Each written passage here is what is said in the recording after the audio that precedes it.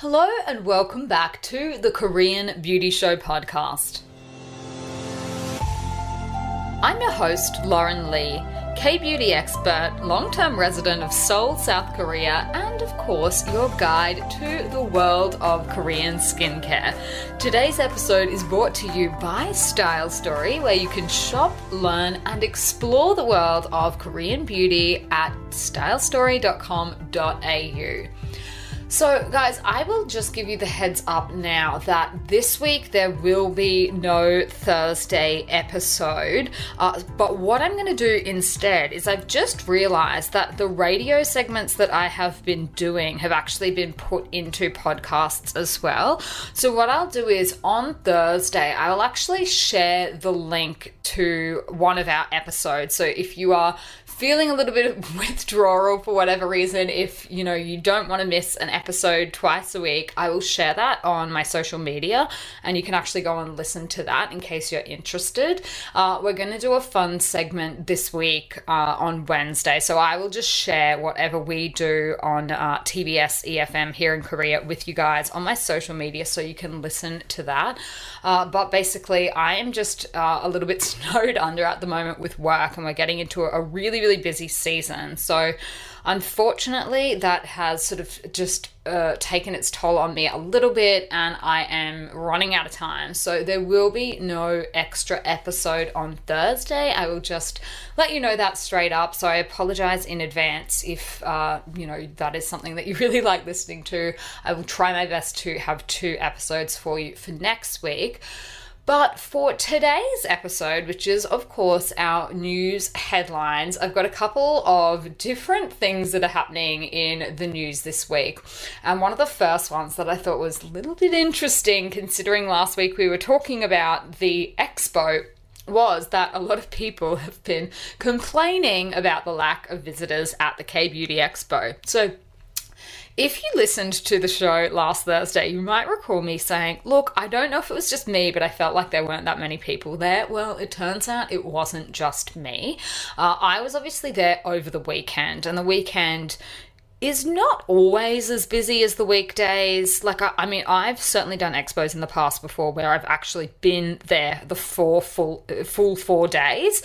So I've had a sort of way better sense of how many people were there, who was there, and all of that stuff. But this time I was only there for the 1 day. So I sort of was like, I don't know whether this is just my feeling, but it definitely seems like there's hardly anyone here. It turns out it wasn't just me. Lots of people were complaining. Particularly the companies, obviously, that operated the booths and opened booths, because they are the ones that have spent a lot of time, money, and effort to get their booths set up for the expo. It is actually no mean feat to have a really schmick-looking booth at a beauty expo like this. You've got to create all the stuff. If you can't make it in-house, you need to outsource it to someone who can put all the shelving and displays and everything like that together and make it look really good. And there's always a really wide variance between booths that people have obviously spent a ton of time and money on, and others that, for whatever reason, maybe it's just a brand new beauty brand, they don't have a whole lot of money, or whatnot, and there's an obvious difference in the amount of time and effort that people have been able to put into their booths. So if they have gone to all of that trouble, you would be hoping that there'd be a lot of people there that you can show your stuff to, that you can talk to, maybe try and sign a few deals and things like that. And that apparently did not happen. So people had anticipated that it may be a little bit more difficult to get a lot of people to the event because of COVID-19, but that turned out to apparently have been very correct. And the news reports I saw said that on the first day, there were visitors at a certain level, but then on the second day, basically, it was just empty booths. And a lot of people were saying that that is the first time they've ever seen it that bad. Some people were saying they're going to skip it next year because of how bad it was this year. Other people were saying, they regretted opening a booth because the expectations just fell so far short of what the organizers of the event were saying. So a lot of dissatisfaction around just in general with a lot of different people. Some people were saying, there was hardly any Chinese buyers there, and even though we know sales to China are down, they should have invited more Chinese buyers. Some people were complaining about the quality of the buyers, that they don't actually do a lot of trade in cosmetics, so why were they there? Why is the government paying money for this? Basically just a whole lot of people having a whinge. So there you go. It turns out, unfortunately, I was a little bit on the money with that one. So I don't know what that means in terms of expos and events next year. I'm not sure whether this will put people off. Maybe. I'm a little bit put off personally. But I think it really depends. I think it's to be expected to a certain extent, just because of how expensive travel still is for a lot of people. There are still just restrictions that make it annoying for people to leave their country and go and do things like this. So, obviously people had been expecting a certain amount of reduced attendance, but not to the level it actually was. So that is unfortunate. I feel really bad for the people that were there exhibiting, but that made it into the headlines. So there you go. In a little bit of more upbeat news, there is a potential new ingredient being looked into to help with dermatitis. And this is an extract from a native freshwater plant here in Korea. It's called Chomkegatnengi. Chomkegatnengi, which I've never heard of before. I don't even know if there is an English translation for this, but they have been looking into, researchers at the Nakdonggang National Institute of Biological Resources have been looking into its ability to relieve chronic inflammation and atopic dermatitis. And the initial results that they are getting from their studies have confirmed that it looks like there are anti-inflammatory effects for this particular plant extract. And in particular, they have found that it inhibits the production of chemokines TARC and MDC that can cause atopy. And basically they are objective indicators of the severity of atopic dermatitis. And also having these chemokines increases the expression of atopic dermatitis lesions. All of this is still in its infancy at the moment. The testing results were only conducted on mice, so still a long way away from having products on the shelves and whatnot. But as always, I'm very keen to see what is being done, what is being looked into for, particular skin issues and things like that. And it looks like this one is showing some early signs that it might be a good fit for people with dermatitis, which as a person with dermatitis makes me very happy to hear. So keep your ears out for more updates on this one. But I think the company would probably be planning on registering for a patent if everything works out really well and they can actually commercialize this. But at the moment, it is still just in the research stage. So that's what was in the news headlines. Now, the other one that I was very excited to see is that Jello Skin is emerging as a new Kbeauty trend. So I have been banging on about jelly skin for years, and jelly versus Jello, the difference is just one between what we call it in England and Australia. Probably, I'm not sure, people from New Zealand, South Africa, you'll have to let me know. Do you guys call it jelly as well, or is it Jello there? Jello is the brand name of, how would you even describe Jello or jelly to someone that doesn't know about it? It's like a sweet thing that you make by dissolving like sugar in water and then setting it in the fridge. And it's really jiggly and bouncy. And basically, the Jello or jelly skin trend is all about having firm and elastic skin. And the news headlines were reporting that this is totally blown up on SNS, which is what we call social networking services here, like TikTok and YouTube. And they're calling it the next generation Kbeauty trend. How it is different from other trends, I guess. The key point of it is that it's based on an overall lifestyle to care for the skin. It's not just about makeup. So what is happening is that the beauty industry is targeting consumers by launching various moisturizing products for firm, healthy skin. And they were talking about lots of different things that can help to give you jello or jelly skin, including inner beauty, which is really trending at the moment, featuring things like glutathione. I know we spoke about that a couple of weeks ago that edible glutathione is really taking off here at the moment. So that's one way. Obviously, all of the moisturizing products, which is really what our brand concept was for Jelly Co, was to try and pack all of these products full of hydration so that you can get that really bouncy, soft, translucent skin that, you know, jiggles when you touch it like a piece of jelly. So our Cherry Blossom Sleeping Mask, Bubble Tea Steam Cream, even the Dewy Glaze Toner to a certain extent are all designed to get that look for your skin. They were also talking about the importance of sleep for having really nice elastic looking skin. And so there's a bunch of companies that have released products, edibles that are designed to help you make the most of your sleep. Obviously, sleeping masks do the same thing as well to improve the edibles are to improve the sleep quality function, and then obviously what you're putting on your skin overnight is designed to make the most of your skin's golden time. So the time when your skin does the bulk of its repairing overnight between about 10 p.m. and 2 a.m. So the importance of making sure that you're asleep then as well.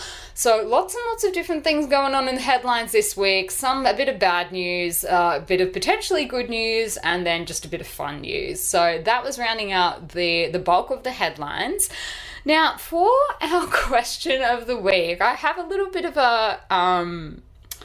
an anti-question, is that what I'm going to call it? Like a reverse question. So apparently, I keep getting sent emails that our team is receiving from people asking if we can help them buy medical devices or recommend like home medical devices to do things like HIFU, the high intensity frequency ultrasounds. Some of the products and things like that we've been talking about on the show, other companies wanting us to like help them export that.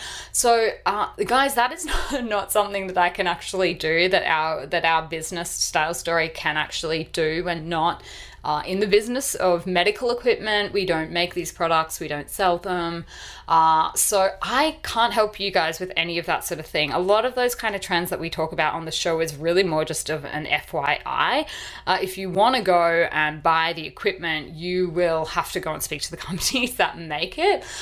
Or, you know, if you're interested in at-home devices and things like that, I guess go and check out what is on the market. But I just wanted to kind of flag that because my team has been sort of saying to me, where are all these emails coming from? And I'm like, I'm not sure. Maybe it's because I mentioned it on the podcast, and we've been having a little bit of a chuckle because they're like, some of our team members are like, what is this? Is this, thinking it's something totally different? And I'm like, no, it's that high intensity frequency laser. And they're like, why are people asking us about that? I'm like, I think that might be my fault. So we don't sell any of them. We can't really help out with that kind of thing. Really, really sorry about that. So if you are interested in them, hopefully you can find someone that can help you. I'm more just giving the information as an FYI for what's trending and popular here at the moment, the kind of procedures that people are going to do, the kind of procedures that you can easily get done here if you come, and in a whole bunch of other countries. But I am not the lady with the machines, unfortunately. For our segment about new releases, we don't actually have any new products at the moment because, once again, there are all sorts of problems with the supply chain, which I won't bore you with the details of. But going into Christmas and New Year's this year, I think just be aware that it is a potential possibility that people will run out of stock. There are a lot of problems in the supply chain, and a lot of the post offices and agencies are taking all sort of preemptive countermeasures to try and prevent having a backlog at Christmas. And that is meaning that as of like September, October already, we are running into problems. So no new releases, but what I thought I might share is the 3 best-selling products basically at the moment that are trending at the moment this week. The first one is Kahi's Wrinkle Multi Balm. This product has been going off. It is very, very popular. Kahi has made a really big name for itself thanks to all of the product placement that it has been doing, particularly on dramas and things like that. And this is their hero product, the one that really launched the brand. I think at last time I checked, they'd sold something like 15 million units, something really wild like that. So this product, very, very popular. People are asking for reviews of it. People are asking if it works. This is one of the most popular products at the moment. I use it. I like it. It does work. It doesn't fix everything, but I can definitely recommend it as a product, particularly for people heading into winter. I think you will absolutely love this one. I used it a lot last winter as well. The second best-selling product at the moment in use that may not shock anybody is Jellico Bubble Tea Steam Cream. This is our hero product. This one, again, people just, when they buy it, most people come back for a second jar. When people try it, most people come back and buy the full size. This product has just been so, so popular. It's not for absolutely everyone. I think it does work best for people that have either dehydrated, dry, dull, or lackluster skin. If you have full-on oily skin, it's probably going to be too much. You might be able to use it at night as a night cream with a really, really thin layer. It's very hydrating because it's got an oil in cream formula. That means it really doubles or triples even in place of your oil, your serum, and your moisturizer. You can pretty much just cut all of those out if you need to and just use this. So that one, of course, has been selling very well all year, but that is in the top 3 this week. The other one rounding out the top 3 is COSRX's Advanced Snail Mucin Essence. Another really, really popular product that has gotten a lot of buzz, particularly in Australia lately. So many people are talking about it. People are, saying it is their fix-all product. A lot of people absolutely swear by it. So I guess if you haven't already tried that one, maybe one to add to your list. I know most people out there will have tried it before. I certainly have. Unfortunately, even though I have dry skin, it was not a good fit for me personally. This one made me break out really badly because I'm also acne prone, so I haven't been able to use it for years, but that was the top 3 on our list this week. So if you haven't tried any of them, that's what everyone else is grabbing at Style Story at the moment. Now, we also had a whole bunch of new Korean beauty product reviews. The first one was for Applebee's Noni Serum, and this was a 5-star review, and our reviewer said, "Happy customer. I've used this almost every day since I received it, even on the days I'm in a rush. Skin feels nice and hydrated. Since incorporating this with a few products from Style Story, I can no longer say I have combination skin. It's so much more balanced. I've also used this for a DIY mask serum too, and it works great." That is amazing to hear that you have managed to balance the skin. That is literally half the battle with combination skin. It can be very finicky to try and get it all sort of even, particularly when you're dealing with some really different problems on different parts of the face. I know for a fact when I'm dealing with my dermatitis that can be quite frustrating because you've got patches that you kind of need to avoid, and combo skin is kind of the same. If you've got a really, really oily area, then you don't really want to load that up with the exact same products that you will put on really dry cheeks, for example. So balance is the key. Really glad to hear that product has helped. We also had a review come in for Purito's Centella Green Level Recovery Cream, and our reviewer said, "Love it. Cleared up my sensitive skin after using expensive skincare that reacted horribly with my skin. It smells lovely and herby." Very happy to hear that you have found something that helped. There is nothing worse than that feeling. I just, I do everything I can to avoid it. I hate that.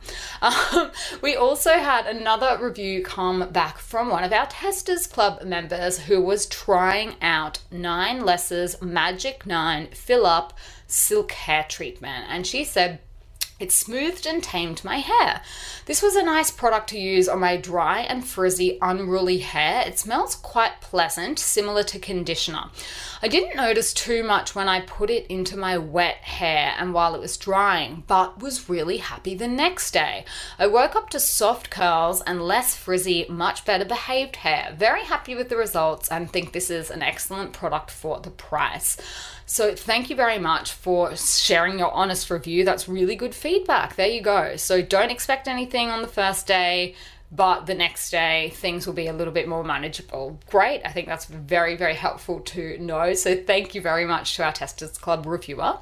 For our recommendation of the week, I have one that I didn't actually put the name to the artwork for a very long time.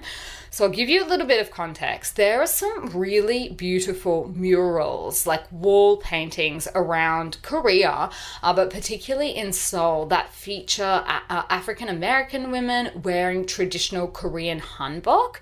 And I finally managed to work out who the artist is, and he's actually really famous. His Instagram handle is Royal Dog with 2 Y's, so ROYYALDOG, and he is a man by the name of Shim Chan Young, goes by the name of Chris Shim, and basically this is what he's famous for. He is famous for his photorealistic murals. He started gaining recognition back in 2016 for his murals that feature things like rap icons and multiculturalism in the States. It turns out he's actually studied in Perth in Australia for a while, but he has a collection on Instagram of the work that he's done, photos of it, and he's also got his own website, which I'll link in the show notes, which is royaldog.com, again with the 2 Y's in royal, and he even has one of Rihanna wearing hanbok and also Michelle Obama, but they are beautiful. They are absolutely beautiful. I've snapped a lot of pictures of his stuff just walking around the city, but I never realized, or I don't know why, I never really thought to look into it, but I finally figured out who he was, so I thought I would share that with you guys because he does beautiful, beautiful work. It's not just here in Korea.